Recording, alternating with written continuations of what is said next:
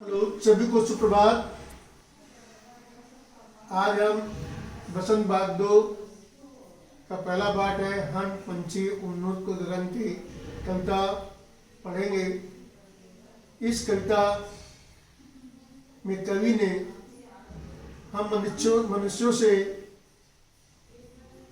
पक्षियों के विषय में, जीव जंतुओं के विषय में अपनी बात को निवेदित किया है। पंछी हम मनुष्यों से प्रार्थना करते हैं कि हम स्वच्छंद आकाश से विचरण करने वाले हैं, हमें स्वच्छंद ही रहने दिया जाए। इस कविता में कवि ने इस विषय पर इस संदर्भ में प्रकाश डाला है। प्रस्तुत कविता के कवि शिव मंगल सिंह सुमन है। इस कविता का जो पहला काव्यांश खंड है वो इस प्रकार है। हम पंछी उन्मुक्त गगन के पिंजरबद्ध न गा पाएंगे, कनक तिलियों से टकरा कर पुलकित पंख टूट जाएंगे। प्रस्तुत काव्यांश में जो शब्दांश है वो इस तरह से है। उन्मुक्त माने स्वच्छंद, गगन आकाश, पिंजरबद्ध पिंजरे में बंद, कनक तिलियां, कनक माने सोना, सोने का तिलियों से बना हुआ पिंजरा, पुलकित माने प्रसन्न, टूट जाना माने बिखर जाना। जो इस तरह से इनके शब्दार्थ हैं। हम बहता जल पीने वाले मर जाएंगे भूखे प्यासे, कहीं भली है कटुक निभौरी कनक कटोरी की मैदा से। कवि इस काव्यांश से बताना चाहता है कि पक्षी कह रहे हैं कि हम बहता जल पीने वाले, जो पानी झरनों से, नदियों से, पहाड़ों से गिरती जो नदियाँ निकलती हैं उनमें बहने वाला है, हम वो पानी पीने वाले हैं। हम भूखे प्यासे मर जाएंगे, कहीं भली है कटुक निभौरी कनक कटोरी के मैदा से। जो नीम की कड़ुए फल है, निभौरी है, वो हमें अच्छी लगती है। उस कनक कटोरी की सोने के पिंजरे में बंद रह करके भरा हुआ पानी पीने को मिले और खाने को मैदा मिले, वो हमारे लिए अच्छा नहीं है। भूखे प्यासे में द्वंद्व समास है। कटुक माने कड़वी, निभौरी माने नीम की फली, मैदा मैदा वो है जो आटे को पीस करके जो महीन बना दिया जाता है, वो मैदा कहलाता है। स्वर्ण श्रृंखला के बंधन में अपनी गति उड़ान सब भूले, बस सपनों में देख रहे हैं तब की पुंगी पर के झूले।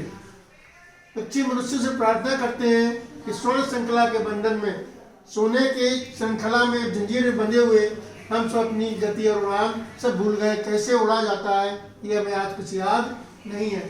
बस हम सपनों में ही देख रहे हैं कि हम पेड़ की जो पुंगी है, जो आखिरी हिस्सा है टहनी का, उस पर बैठ करके हम झूले झूल रहे हैं।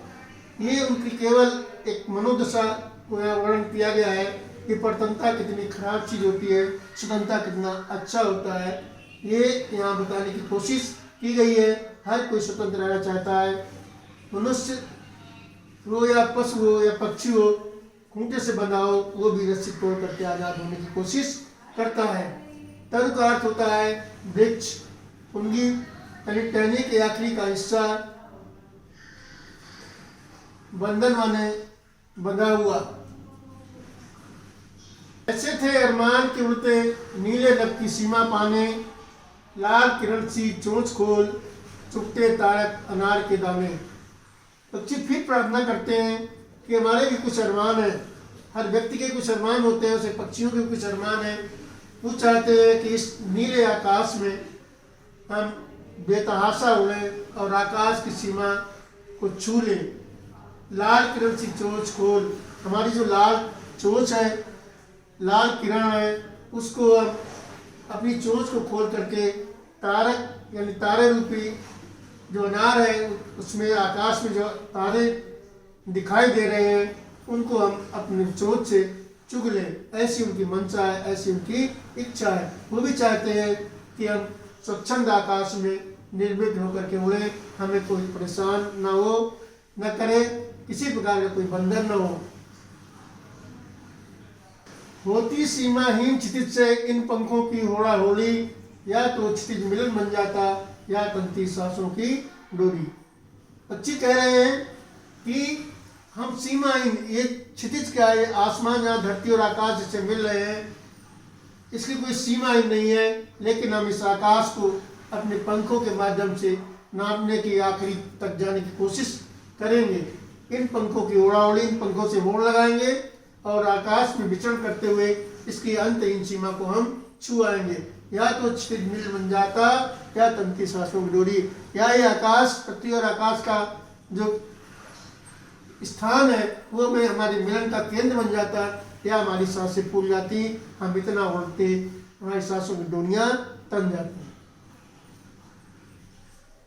दो चाहे टहनी का आश्रय छिन्न भिन्न कर डालो, लेकिन पंख दिए तो आप उड़ान में विघ्न डालो। पक्षी प्रार्थना कर रहे हैं, कह रहे हैं, बार बार निवेदन करते हैं कि हमें चाहे नीड़ न दो, चाहे टहनी का, हमें टहनी पर, पेड़ पर रहने के लिए हमें आश्रय न दो, ठिकाना न दो। हमारा आश्रय, हमारा घोंसला, हमारे रहने का स्थान तुम छिन्न भिन्न कर डालो, नष्ट कर डालो, लेकिन पंख दिए हैं तो आकर उड़ान में विघ्न डालो। अगर हमें पंख दिए ईश्वर ने तो हमारे उड़ान में विघ्न डालो, हमें आज़ाद रहने दो, हमें बंधन में बांधो नहीं। ये प्रार्थना करते हैं, ये हमसे निवेदन करते हैं। छिन्न भिन्न का अर्थ है नष्ट कर देना, आश्रय माने ठिकाना, विघ्न माने बाधा, मुसीबत। प्रस्तुत पाठ में कवि ने जो कुछ बताया उसके माध्यम से हमें सीख लेनी चाहिए कि हमें किसी को बंधन में नहीं रखना चाहिए, हमें सबको आज़ाद रखना चाहिए। आप देखते होंगे कि अपने आसपास, पास पड़ोस में बहुत सारे लोग पक्षियों को पालते हैं, उन्हें पिंजरे में बंद करते हैं, वो उनकी आज़ादी का हनन करते हैं। आप ऐसे अपने अगल बगल के लोगों को प्रोत्साहित करें कि पक्षियों को आज़ाद रहने दें, उन्हें पिंजरे में बंद न करें। इस पाठ से हमें यही शिक्षा मिलती है, जैसे हम स्वतंत्र रहना चाहते हैं वैसे हमें सभी को स्वतंत्र रखना होगा। ये हमें प्रेरणा मिलती है, इस पाठ से हमें सीख मिलती है। धन्यवाद।